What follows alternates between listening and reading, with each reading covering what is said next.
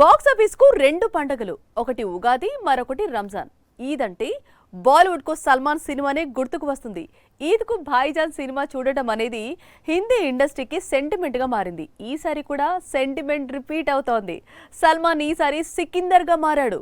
తమిళ దర్శకుడు మురుగదాస్ తో కలిసి బాక్స్ ఆఫీస్ వేటకు సిద్ధమవుతున్నాడు. బాలీవుడ్ అంటే ఖాన్స్ అంటే బాలీవుడ్. అందుకే వీళ్ళ సినిమా రిలీజ్ అయిన ప్రతిసారి బాలీవుడ్ బాక్స్ ఆఫీస్ రికార్డ్స్ బద్దలవుతూ ఉంటాయి. పఠాన్, జవాన్ లాంటి సినిమాలతో షారుఖ్ ఆల్రెడీ 1000 కోట్ల క్లబ్ ను 2 సార్లు చూశాడు. ఇప్పుడు తన వంతు అంటున్నాడు సల్మాన్. అందుకే సికిందర్ పై అన్ని అంచనా, దాదాపు 200 కోట్లు.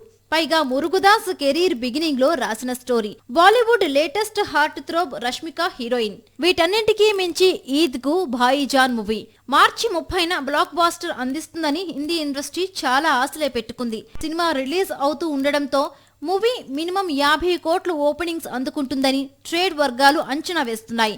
సినిమా టాక్ బాగుంటే మాత్రం వసూళ్లు 500 కోట్లు దాటడం ఖాయమంటున్న భాయిజాన్ ఫ్యాన్స్ పఠాన్, జవాన్ రేంజ్ క్రేజ్ ఉంటే సికిందర్ కూడా 1000 కోట్లు టార్గెట్ గా బాక్స్ ఆఫీస్ బరిలో దిగాల్సింది. కానీ సికిందర్ పాన్ ఇండియా బజ్ ను క్రియేట్ చేయలేకపోయింది.